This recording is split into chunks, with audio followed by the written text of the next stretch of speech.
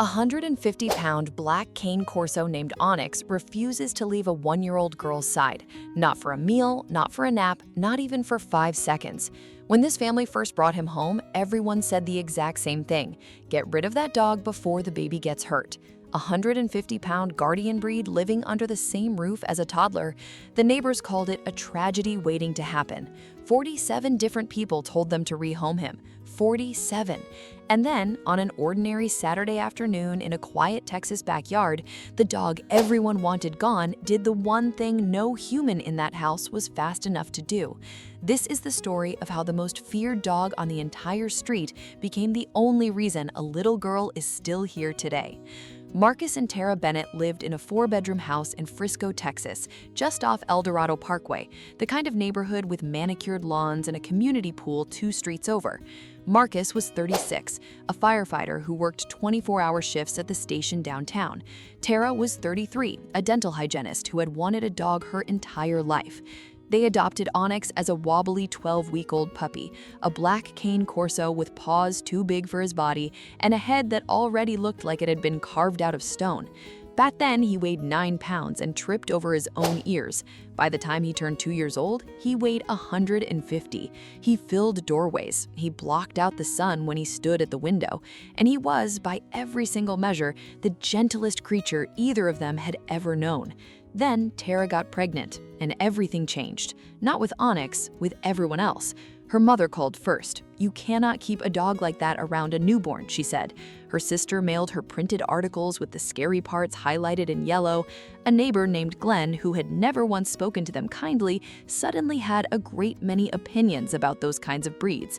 Even the pediatrician raised an eyebrow. The pressure built for 9 straight months.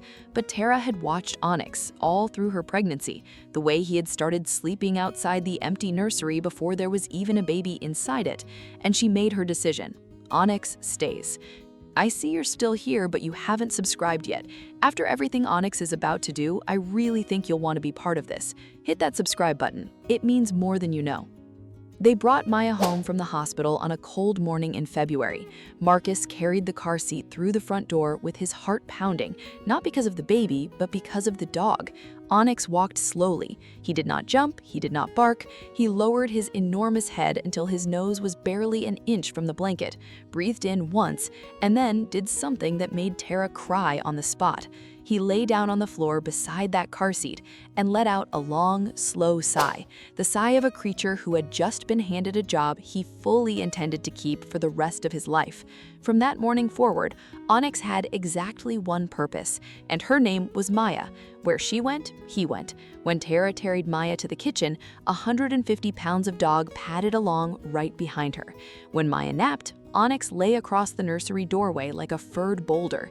When Maya cried at 2 in the morning, Onyx was already standing at the crib before Tara's feet had even hit the cold floor. He did not just follow her, he orbited her. And here is what nobody tells you about a dog this devoted. He invents rules, and the whole family simply has to learn them. Rule 1, Maya did not eat alone, ever. Onyx sat beside that high chair at every single meal, catching dropped Cheerios out of the air with the precision of a major league shortstop. Tara stopped sweeping the kitchen floor entirely. There was simply nothing left to sweep. Rule 2, bath time was a group event. Onyx refused to be removed from the bathroom. He sat on the mat, soaked to the shoulders, staring at the tub like a lifeguard who had seen some things in his time. Rule 3, and this one made Marcus laugh until he wheezed, Onyx had personally appointed himself the sworn enemy of the robot vacuum. The very first time it powered on near Maya, the 150-pound dog body-checked the little machine into the baseboard and then stood over its blinking, spinning corpse with the pride of a knight who had just slain a dragon. They started calling the vacuum the intruder. Onyx defeated the intruder daily, without mercy. Marcus filmed it more than 40 times. The months passed, and Maya grew from a tiny bundle into a giggling, unsteady little person with her father's stubborn chin and a fistful of her dog's loose jowls in each hand. She learned to walk by holding on to Onyx's collar, taking wobbling little steps across the living room while he moved at a slow, glacial, deliberate crawl just to keep her upright. Her first clear word was not mama, it was not Dada, it was Nye, her toddler version of Onyx, shouted with pure delight every single morning the second she laid eyes on him. But outside the safety of that house, the doubt never fully went away. On walks, parents would scoop up their own children the moment they saw Onyx coming around the corner. Glenn still crossed to the other side of the street. A woman at the park once asked Tara to her face if she was insane for letting that animal near her daughter. Tara had learned to simply smile and keep walking, because she knew something all of them did not. She knew that the single safest place in all of Frisco, Texas, was the 18 inches of floor directly beneath that dog's chin. There was the night Maya spiked a fever of 103 degrees, and Onyx would not stop nosing at her cheek and whining low in his chest until Tara woke up and realized her daughter was burning up.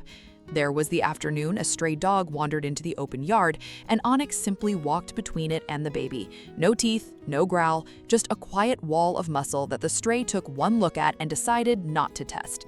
Some bonds are too rare to stay hidden, and this was one of them.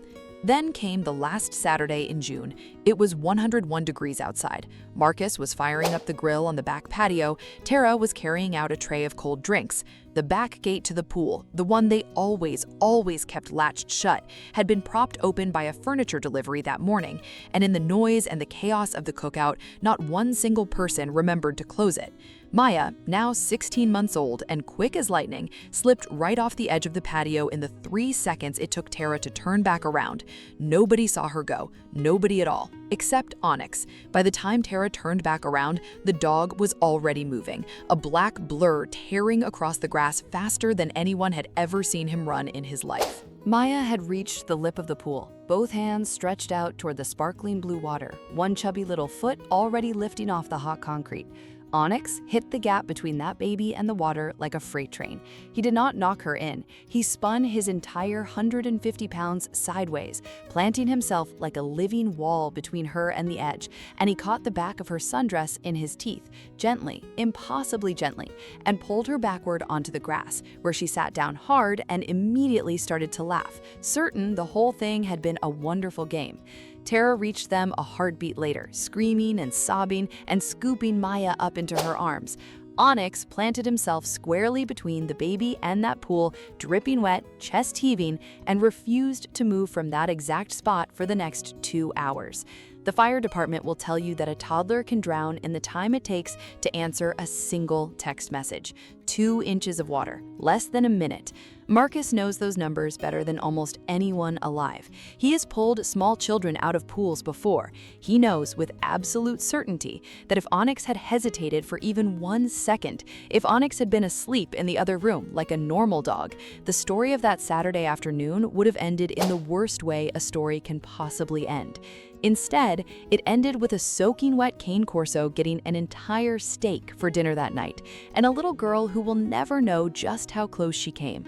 For weeks afterward, Tara could not close her eyes without hearing the splash that never came, the one Onyx had snatched right out of the air.